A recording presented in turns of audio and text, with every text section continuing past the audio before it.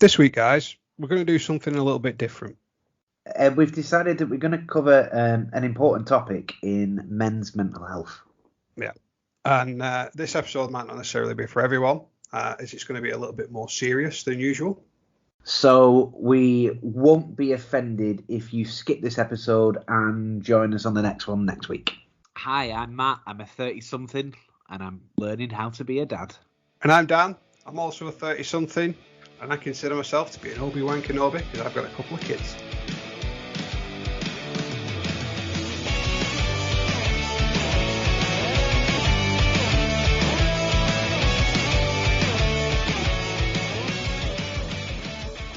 Hi guys, and thanks for joining us again for another episode of Ramblers and Dad Men. As you just heard in the opener there, we're going to be talking something a little bit different this week. There's none of the usual stuff. We're going to cut all of that out this week. We'll bring all of that fun stuff back next week. But this week, we did want to address something that's quite a serious topic. That's men's mental health. Obviously, women's mental health matters as well. So, a lot of the topics that we'll cover today will cover both men and women. But being a man, we wanted to focus a little bit more on things from our side as well. Yeah, I think it's such an important discussion to be had, and we're not experts in the field. We're not doctors. We're not psychologists. What we are is two people going through a journey of adulthood, which may be difficult at times, and it's difficult for men to maybe show the feelings, or there is those still stigmas, social norms. People might be embarrassed, and the whole point of this podcast is that we said that we would be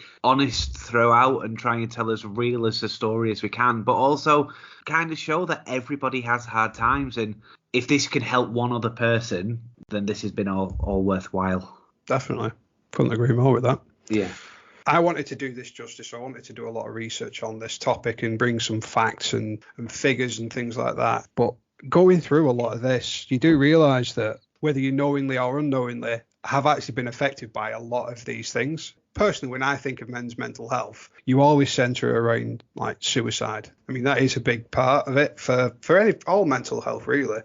But there are other mental health disorders, things like depression, anxiety, panic disorders, and OCD. I think what's really important, especially when you mention anxiety and panic disorders, how things can creep up on you. That anxiety, that little niggling in your head can suddenly resort to being bedbound for days and not eating and not sleeping and having, night sweats and panic attacks. And it all could just, how something to somebody else could be trivial, don't worry about it. But how you internalize that yourself can become so massive. Yeah. Yeah. It's not like a traditional illness. When you think of an illness, it's something you can physically see, and you can go to a doctor and say, right, look, I've got this cut here and it's infected. Can you give me something for it? With the mental illness, that you genuinely, you can't see it. That's probably why it creeps up on a lot of people, because you don't see the markers. And I've gone through like that, the little eureka moment with a lot of these, where I've read something online and then I've stopped and thought, actually, no, shit, that is what I do. Yeah. Perhaps I am actually suffering with depression or anxiety or exhaustion, for example, mental exhaustion. You don't realise you've got it. You don't realise you're burnt out until you actually read through the symptoms of being burnt out. Yeah. And it's being demotivated, being genuinely tired, losing interest in things that you used to be interested in. And no, I can absolutely relate to that. Just to pick up on a point that you said earlier on about people not being able to see it. I think it's not just the fact that people can't see it. You may be portraying something difficult and something completely different, but you may not project that to other people as well. The biggest example I can think of is the Chester Bennington photo where he's smiling a day before his death, and he looks like happy. He's got all his family around him. And it just kind of shows the internal versus the external. Making it relevant, wholly relevant to the podcast. Everyone does that to their kids. If you're going through pain, if you're going through anxiety, you're not going to show that to your kids. You're going to hide that from them. If you're really upset about something that, I don't know, you've just lost your job, you're not going to go and tell your kid you've lost your job. You're going to wait for them to come home and ask how their day's been, and you play with them and act as normal. That is putting on a mask for your kids. I think we're all conditioned to do that, rightly or wrongly so. it goes back to the old thing that we've talked about in a couple of episodes back about how there is still a social convention that men should just put on a brave face and get on with things. Of course, we live in a different world now. We live in a world where we're exposed to so much kind of information on a daily basis, and we can never get away from it. Becky and I have tried to do a thing, and I'll be honest, we're not doing very well at it in terms of this. But we have tried to have a no phone Sunday, just to try and get away from all the shit that's going on. I think what's also important to realise is when you mentioned about burnout and brain fog, I experienced burnout last year. To be honest, I wasn't in a very good place in some points last year, and I ended up seeing a counsellor, and it was a counsellor that said to me I had burnout. I didn't realise it myself. You don't. I suffered from it about 18 months ago, and I was talking with somebody who I work with. They'd gone through a serious illness, and they'd actually had physical, proper checks, and someone had highlighted it to them, and she actually noticed the signs in me and said, actually, Dan, I think you're suffering from burnout. She pointed me to an NHS test, and she actually said to me, do it now, be open and honest with your answers, nobody's ever going to see it, and then do it again in a month's time when you've forgotten how you answered it, and compare the two results because it gives you a score. You do see a downward spiral. Right. Of, how your life is becoming sort of consumed and swallowed up by stuff, and how demotivated you are. The biggest challenge is identifying that you are suffering with something, and then accepting it, and then dealing with it. Yeah, I can pinpoint the fact when I thought, hang on, this is now a problem. And again, it was when I was at work. I was at an office. I was prepping for this meeting, and I was sat on my desk. I just couldn't move. I was faced away from my laptop, and I was like, I don't want to look at my laptop. I just want to be here in silence, and I don't want to do anything.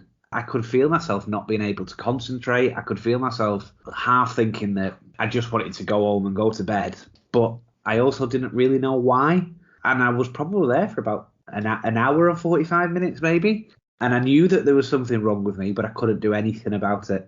It is scary. I mentioned at the beginning that things like panic attacks and anxieties, and especially the burnout, I think that's become more prevalent over the last 2 years.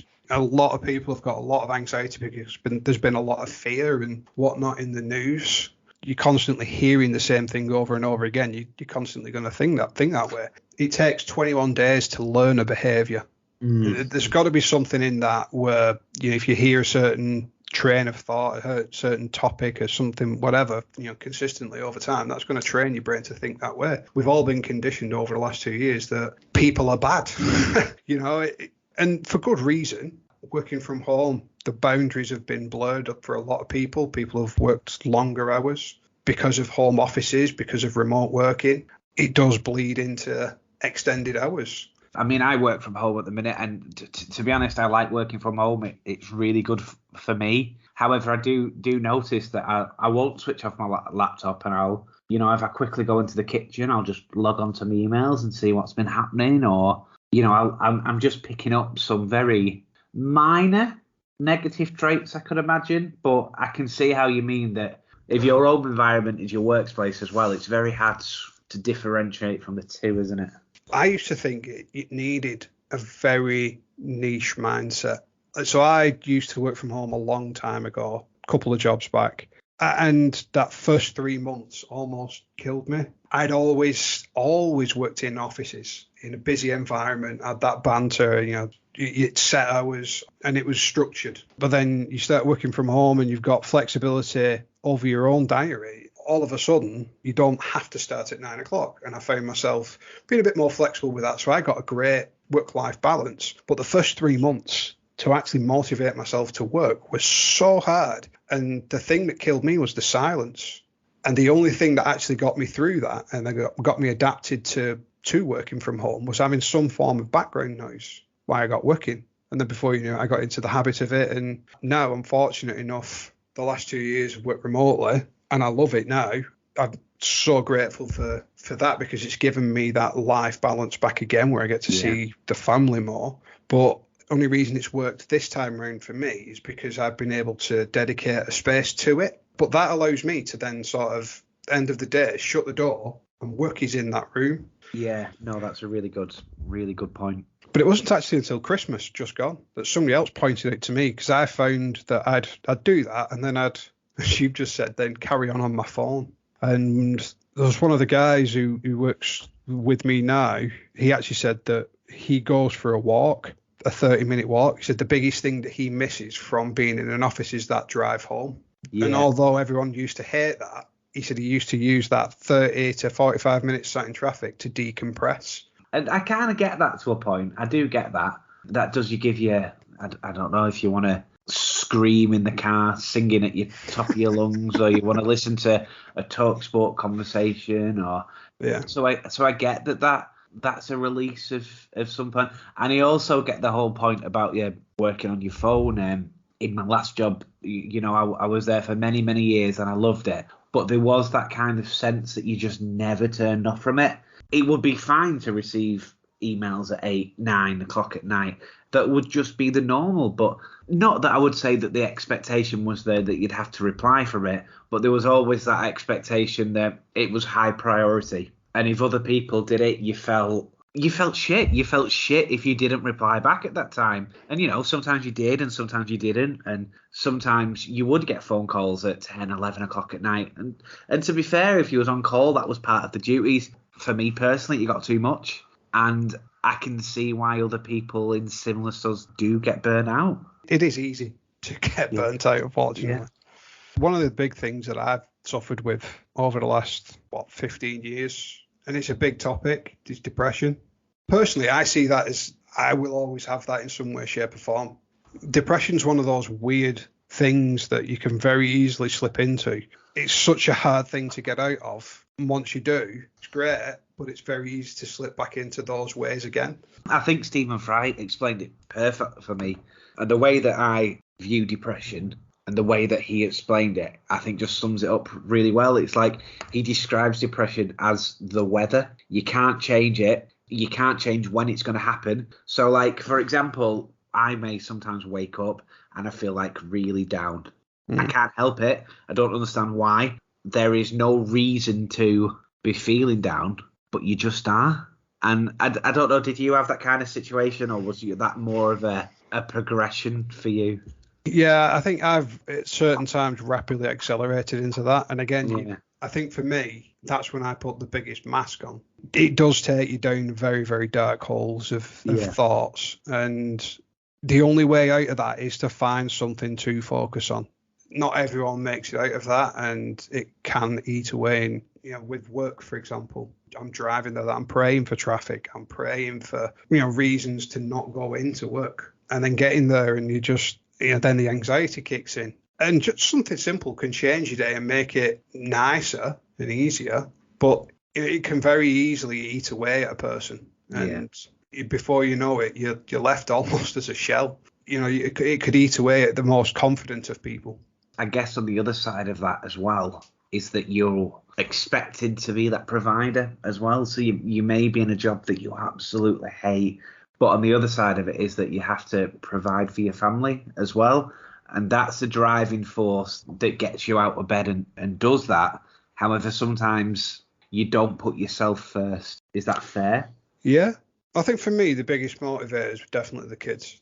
Beck's always been my rock. And she's been the one person that I've been able to truly open up to, other than you, obviously. Yeah. Nothing's ever off the table with me and you. And that's, for me, one of the most powerful things of our relationship. And it's probably stuff that we don't say to each other. We just assume and expect it and take it for granted of each other. And I think if we were sat next to each other right now, we'd be cuddling. Yeah, we do. But outside of the bounds of this podcast, Beck has definitely been, for me, like this person that I can just completely open up and demask and be open and honest and say what I really think and feel. She makes me feel that comfortable, like I can open up and have those conversations with her. And that was part of the battle for me. I had two motivators. One was being able to talk to her about it, but the other one was focusing on the kids. And, when I went down the darkest of tunnels, the light that took me out of those from doing something silly was very much just focusing on, the kids, the age they're at now. The thoughts just go through your head of, well, I'm never going to see them grow up. I'm never going to see them do the first, the driving test, walk them down the aisle, or anything like that. And it's something to focus on. Really. Yeah. We briefly mentioned in a previous episode about how something happened that affected us. One of our friends took his own life, like a close friend, the closest of friends. I think it would be fair to say that as a group of four, we were pretty much inseparable throughout school and college and what have you. And that all affected us in different ways. And, it still affects me now. I'm sure it still affects you. And the other person, I'm absolutely positive that it would still affect him now. So having known how that affects us, did that have any? Yeah, I think certain things help you grow up. That happened to us at a very, very young age. There's all sorts of stats that surround it, and men are 3 times more likely to die by suicide. And under the age of 35, suicide is the most likely thing that will kill a person. I think for us, that affected us in a different way and maybe gave us some of those other mental health problems. It's hard to say retrospectively, like, how would I react now? Would I react differently if it happened now, today? I think it would be different because I feel we'd have almost 18 years of extra memories together. Yeah. And I think that would probably be harder. But obviously, we're far more, this podcast proved we're not far more mature. But I like to think we're a bit more emotionally mature than we were aged 18. Yeah. We were at that stage in our lives very much conditioned, as you've said, that you've got to put on a stern face, you've got to act in a certain way. I think that made us grow up a bit quicker than we needed to. Yeah. Well, through that age group, and I've mentioned that I had a massive chip in my shoulder. I thought that the world owed me something because of that. And maybe I was very immature about that, but I kind of went off the rails. In fact, I did go off the rails for a little bit. I lost contact with everybody that I knew. It's almost like running away from it. No, it was. But that comes with that emotional maturity. Not everyone is expected to be emotionally mature at 18. That's probably where I was getting at with it. It would have affected us differently that age than what it would now. Yeah. It probably affected a lot of other people that he knew as well. Yeah. But in different ways. I feel like this ownership to him, because we spent so much of formative years together. And this was the emotional maturity. I got almost a bit offended that other people were mourning him. Everyone deals with it differently. Yeah. It's almost like he became a story rather than a person. And I think a lot of people were there. But I think people were there with good intentions looking back on it. Yeah, definitely. For me, that actually did, knowingly or unknowingly, take me down some dark tunnels of thought. And oddly enough, he actually got me out of a lot of them when I was even younger and in those formative years, as I'm sure he probably did for you as well. Yeah. And I think that was part of the biggest loss for me. I think his family as a whole helped me. After uni, I went to live there. That was after he'd gone. I think it made us grow up quicker. And then obviously you grew up a bit more quicker, I guess. I almost used that as a mask. I never processed those emotions. Is that to do with the fact that you had to hide them to grow up, to become a parent? Did you just kind of internalize it and just get on with it, I guess? The latter. It was something that had happened, but I sort of almost didn't have time to stop and think about it, or maybe I didn't want to stop and think about it. And for a good period of time, I just forced myself not to. And I think being a parent changes your perception a lot of it as well. Yeah. But I still go through some of these thoughts and feelings and emotions, and I do put that mask up. Maybe I shouldn't, but I don't want them to see me down. I don't want them to see me feeling really shit when I have no motivation and I don't want to do anything. I think from a child's perspective, they look up to you and they dote on you and they think as you as a magician. And dad is the best thing, and they can come to you with anything, and they expect you to be strong, not because there's any expectations from them, just because you are their superhero. And I guess it's a lot about how you don't want to let them down. Maybe if they saw you upset would make would get them upset. Yeah. Robin isn't at that age at the minute, so she doesn't see this. But Flossie gets it, and there's times that I've been upset with Flossie, and she's definitely seen me in a different light. And you always want to ensure that you are having the best for them. Yeah. And that you don't want them to see any difference. If they saw you in a weaker position, that could mean something else, maybe. And I don't know. I'm trying to internalize this. You're saying that out loud, then it just made me think of a topic we covered a couple of weeks ago. Like, is that then lawnmower parenting almost? Is that then protecting them, wrapping them in cotton wool, protecting them from society, from the reality of life, that everyone does have anxiety in some way, shape or form, just no one talks about it. OCD is another big one that it doesn't seem like a lot, but affects between 1% and 3% of adults. Yeah. I've got little things that I do, that linear schemas and things like that. I like things to line up, and if it's not, it really pisses me off. Little things like that, and I just can't get over. Locking doors is the one for me. I have to check about 4 or 5 times. I always walk back to the car and check every single door, even though I know it's on central locking. My granddad used to do the same thing as well, and he used to do it 2 or 3 times. I will lock the front door, and I'll drive off the drive, and as I'm just about to set off, I'll stop and I go, have I actually locked the door? I do that. On a couple of occasions, we've been going out and we've been late, and I'm like, no, I need to go and check the door. But if you don't do it, you'll start internalizing. You think, oh, what do I do? And yeah, I do it all the time.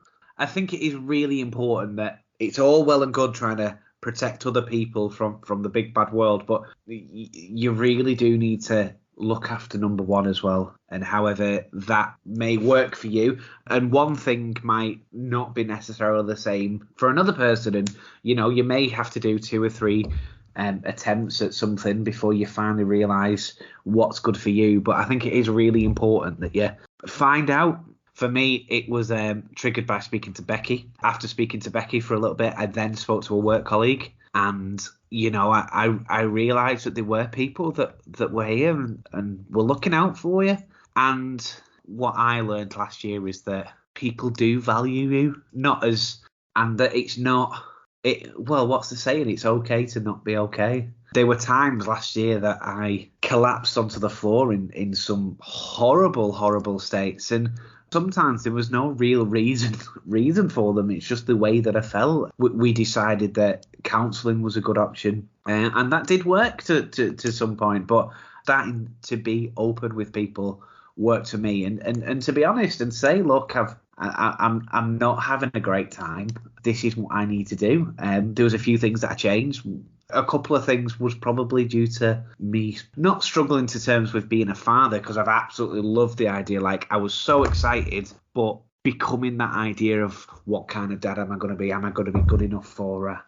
Am I going to be able to provide for her? Is she going to like me? I mean, that was genuinely one of the things. And like, so I guess you could say that I struggled with that. But after I started talking to people and being more honest and open about, although I will be honest, I wasn't completely honest with everyone, but I think it's a journey that you go on, and you have to be more truthful to yourself, I guess, when you go into a bad time. And I think that's the most important thing about being honest with yourself. You've just touched on something there. I mean, you don't have to be open and honest. You don't have to tell everyone everything. Yeah. By all means, if you want to, then great. But usually if you're in that dark place, just having that very first conversation is the hardest thing. But let that escalate. Let it snowball into something bigger and better. Just have a conversation with a friend. Genuinely, just talking to Beck, opening up, and just not even talking back, just sitting and listening. Yeah. Saying things out loud, for me, meant the absolute world. And it probably would for everybody else. But you don't realise that until you've actually done it.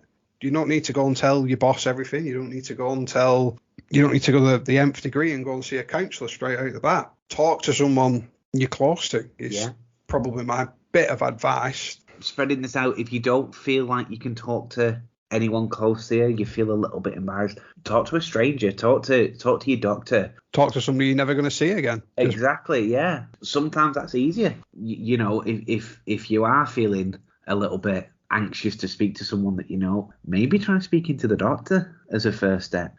Doctors are paid to listen to you and give you the right direction. So whatever works for you, just let people know. Or worst case, find us on one of the social medias and just start chatting to us. Yeah. Chances are you'll never see us in Tesco because I don't shop at Tesco. If anyone does feel like they want to speak to us via the socials, please get in touch. Like, if you've got like a story to share, or if there's anything that you want to discuss, as we've discussed, we're not experts, but you know, we have lived a life. Yeah, we're good at listening. Yeah, don't be afraid. Reach out to us. We'll probably get a swath of inbox messages now, and I'll be up until silly o'clock replying to people. But yeah, worthy calls. Yeah, absolutely. We'll put some links in this week's description. I think that's a good idea. I think this is a subject which is quite close to our hearts and something that we can talk about all day. But I think it's best that we'll leave this there, and maybe we'll pick up on one or two little topics next week. But we'll certainly try to make it a bit more lighthearted. Like I say, I hope this helped you. I hope this helped somebody. Please get in touch with us if you feel like we can help in any way, even if it's just a little chat. But we'll see you next week. Thanks everyone for listening. Thanks for listening, guys. See you next week. See you next week.